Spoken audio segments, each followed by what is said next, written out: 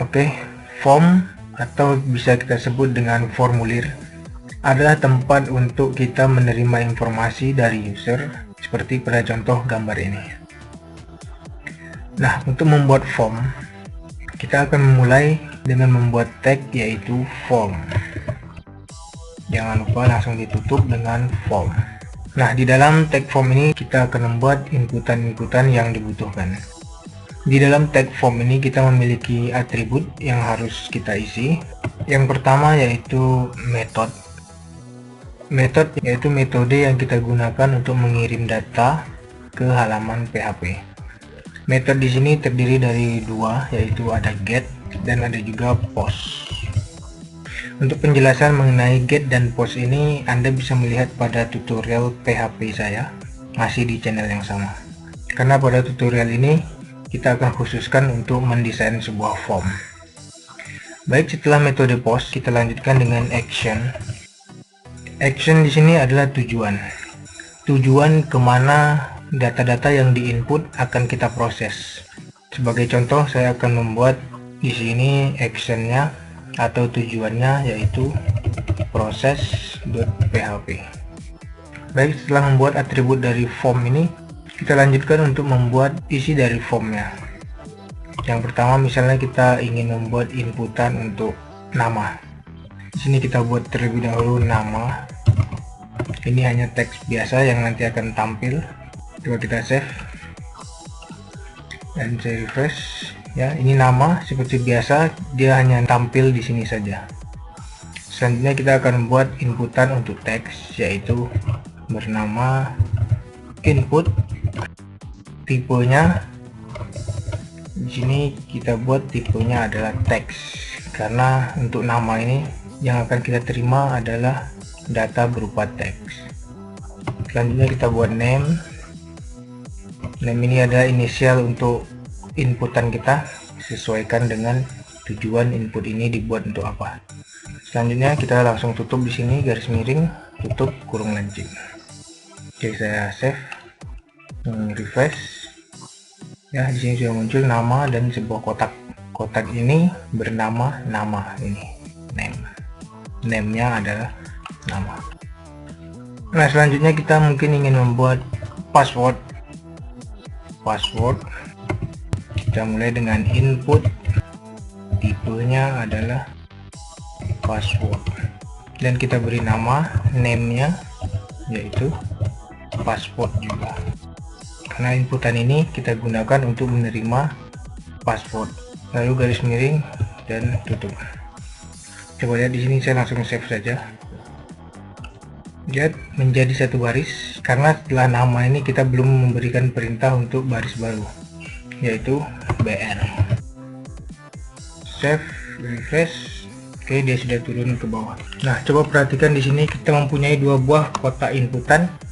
Yang pertama tipenya teks dan yang kedua tipenya password. Nah, perbedaan dari kedua tipe ini adalah jika teks ini misalnya saya buat tukul, di sini langsung tampil tukul. Tetapi jika tipenya kita buat password, maka di sini akan berubah menjadi bintang-bintang. Itu perbedaan dari tipe teks dan tipe password. Oke, selanjutnya di sini kita buat baris baru lagi. Di sini saya akan buat jenis kelamin. Kita menggunakan input, tipenya yaitu adalah radio. Name kita akan memberi nama, saya buat JK yaitu jenis kelamin JK, dan langsung kita tutup di sini. Coba saya save, refresh. Nah, di sini muncul jenis kelamin dan tanda bulat seperti ini. Bulat ini adalah yang bernama radio, tapi kita tidak paham, tidak mengerti untuk apa bulat ini karena di sini tidak ada keterangannya. Untuk membuat keterangannya, kita langsung saja menuliskan keterangannya setelah input ini, yaitu di sini kita buat laki-laki. Oke, oke, sini muncul laki-laki. Selanjutnya kita akan membuat perempuan. Ini saya buat lagi input, tipenya adalah radio, name-nya adalah sama yaitu kita membuat radio ini untuk jenis kelamin, jadi sama-sama kita buat JK. Kita tutup, terakhir kita buat perempuan. Save dan refresh. Oke, sudah muncul laki-laki dan perempuan. Di sini kita mempunyai dua buah radio, yaitu ini yang pertama tipe radio name-nya JK, yang kedua ada tipe radio ini name-nya JK. Untuk membedakan antara radio yang satu dengan radio yang kedua, kita harus memiliki nilai dari radio itu agar berbeda antara radio untuk laki-laki dan radio untuk perempuan. Dan nilai itu kita tambahkan di sini adalah value. Di sini kita buat isinya laki-laki. Kemudian yang di bawah kita buat value-nya atau nilainya itu perempuan. Oke, kita berarti sekarang sudah mempunyai dua buah radio, dua buah bulatan yang memiliki nilai yang berbeda. Nilai yang pertama ini adalah laki-laki dan yang kedua ini adalah perempuan. Sedangkan keterangan di samping ini tidak mempengaruhi terhadap inputan kita. Misalnya saya contoh di sini saya hapus, saya save, refresh. Nah, kita punyai dua buah radio dan kedua buah radio ini sudah memiliki nilai yang berbeda. Yang pertama ini adalah laki-laki dan yang kedua adalah perempuan. Karena di sini kita sudah memberi nilainya, value-nya laki-laki, dan radio yang kedua nilainya adalah perempuan. Sedangkan kalimat yang di sini hanya kalimat sebagai penjelas saja, dia tidak mempengaruhi kepada input tipe ini. Jadi untuk menjelaskan agar user mengerti bulatan ini apa maksudnya. Jadi di sini kita buat laki-laki dan di bawah kita buat perempuan. Save, refresh. Untuk selanjutnya kita akan membuat sebuah checkbox. Saya buat checkbox untuk skill. Input tipenya di sini adalah checkbox. Name, yaitu checkbox ini kita gunakan untuk menginput skill. Jadi kita buat name-nya adalah skill. Dan sama halnya dengan radio, kita tambahkan value atau nilai dari checkbox tersebut. Nilainya yang pertama misalnya ATM. Lalu kita tutup. Nah, sampai di sini sebenarnya checkbox kita sudah selesai. Kita lihat dulu, save, refresh. Nah, jika seperti ini, user tidak akan paham apa maksudnya dari kotak di sini. Karena itu setelah dari kotak ini kita tambahkan keterangan untuk menjelaskan tentang kotak ini, yaitu HTML. Jadi setelah inputan ini selesai, kita tambahkan di sini HTML. Ini hanya sebagai teks penjelasnya saja. Selanjutnya kita akan buat checkbox yang berikutnya, input tipe. Checkbox name-nya checkbox ini kita gunakan untuk apa, yaitu untuk skill, berarti sama dengan yang di atas untuk skill. Selanjutnya value, nilai dari checkbox yang akan kita buat, yaitu adalah CSS misalnya. Garis miring tutup, kita tambah keterangan CSS. Save, refresh. Oke, sudah muncul. Dan saya akan membuat satu buah checkbox lagi.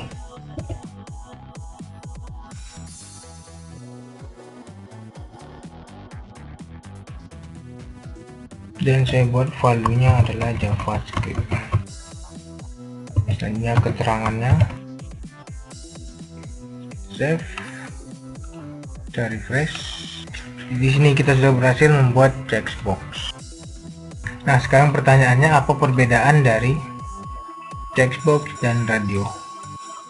Perbedaan dari radio dan checkbox ini adalah, jika radio kita hanya bisa melakukan satu buah pilihan. Jika laki-laki, maka perempuannya akan hilang. Kita pilih perempuan, maka laki-laki akan hilang.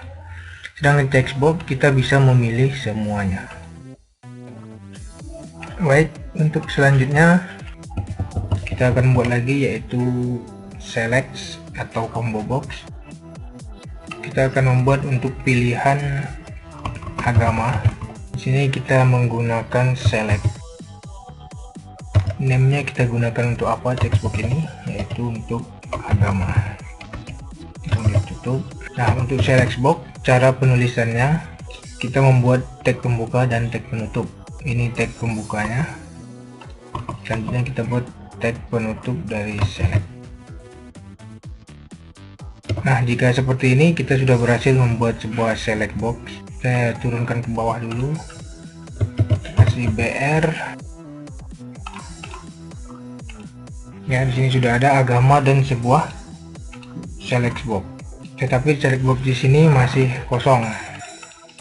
Untuk membuat isinya, di dalam select box ini kita tambahkan pilihannya dengan tag option. Value atau nilai dari pilihan itu apa? Yang pertama misalnya Islam, tutup. Lalu kita beri keterangan Islam, kita tutup dengan option. Ya, ini option kita yang pertama, nilainya Islam dan teks keterangannya adalah Islam. Save, refresh. Ya, ini sudah muncul.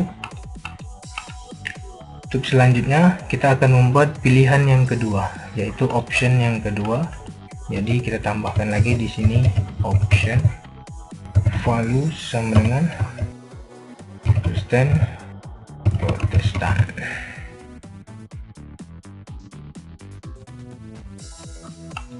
Save, refresh. Ya, ini sudah berhasil. Dan saya akan selesaikan untuk 5 buah agama yang ada di Indonesia.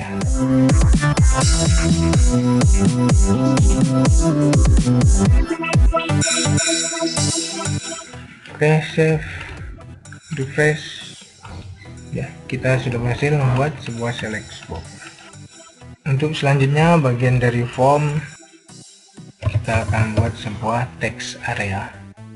Misalnya di sini kita gunakan untuk membuat moto.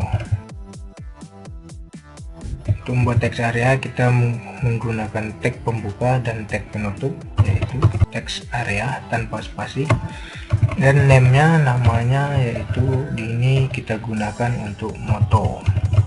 Jadi kita beri name-nya moto. Selanjutnya kita tutup. Selesai tag pembuka dan kita buat dengan tag penutupnya, yaitu garis miring teks area. Refresh.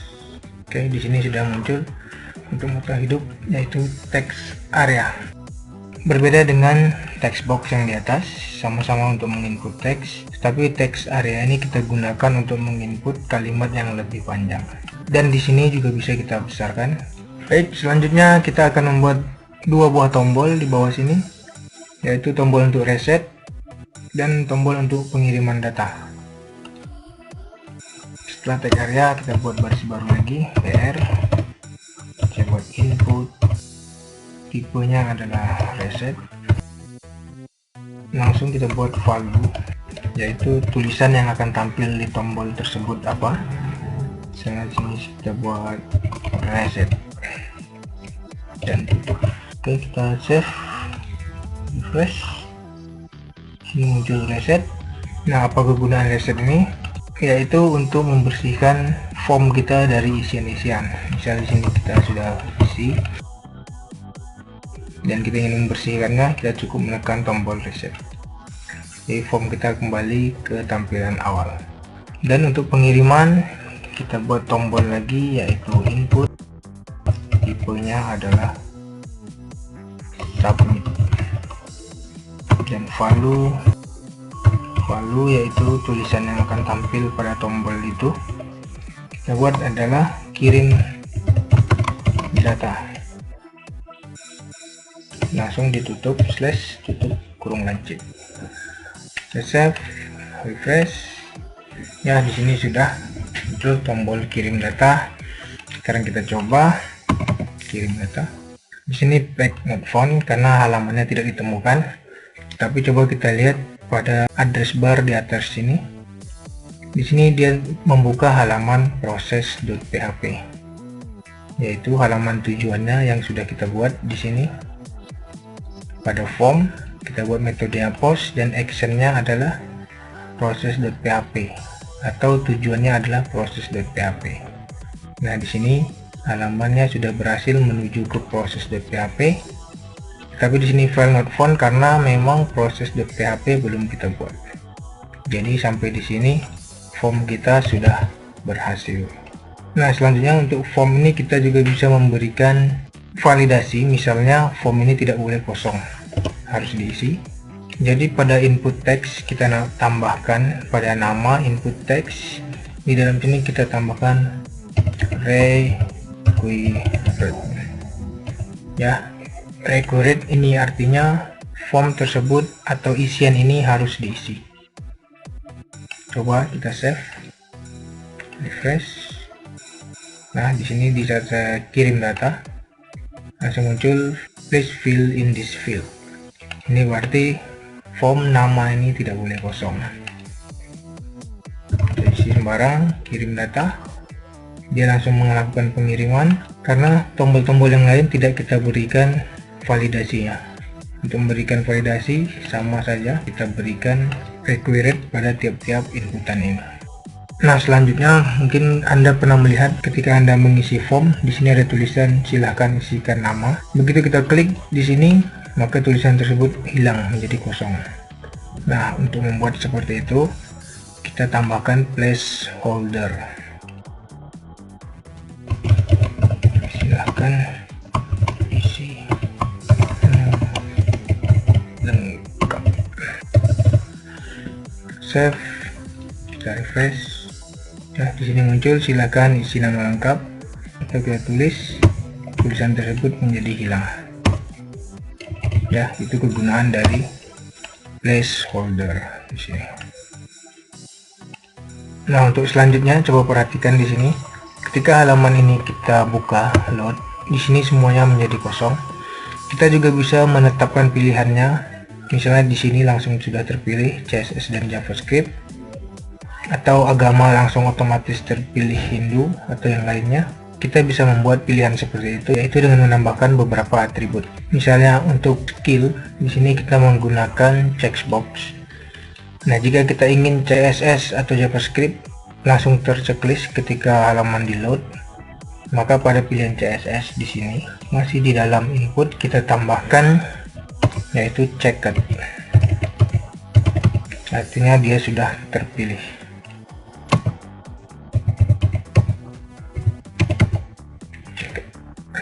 Save, saya reset dulu dan kita coba refresh halaman ini. Nah, di sini langsung otomatis CSS dan JavaScript-nya terpilih. Sedangkan untuk membuat pilihan default dari select box, misalnya otomatis langsung Hindu, maka pada option select box di sini pada Hindunya di sini kita buat tambahan selected atau terpilih. Save. Dan sekarang kita refresh. Ini saya reset dulu. Refresh, ya, ini langsung otomatis dia memilih Hindu. Karena Hindunya sudah kita setting menjadi selected atau terpilih. Baik, sampai di sini kita sudah berhasil membuat form. Selanjutnya untuk merapikan susunan dari form ini, kita bisa menggunakan table yang memiliki dua buah kolom. Kolom yang pertama untuk keterangan dan kolom kedua untuk inputannya. Baik, di sini saya akan membuat sebuah tabel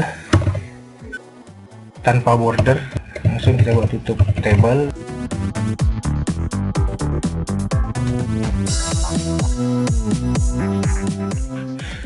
Ya, ini untuk satu baris, sedangkan di sini kita memiliki 1 2 3 4 5 6 7. Kita memiliki 7 buah baris. Di sini saya akan copy menjadi 7. Nah, selanjutnya tinggal kita pindahkan inputan ini ke dalam masing-masing TD.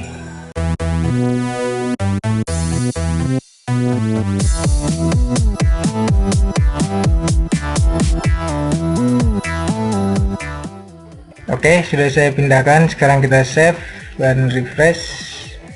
Nah, tampilan form kita sekarang sudah menjadi rapi dengan menggunakan table. Baik, sampai di sini tutorial mengenai form HTML. Jika Anda memiliki pertanyaan, Anda bisa menulisnya pada kolom komentar di bawah.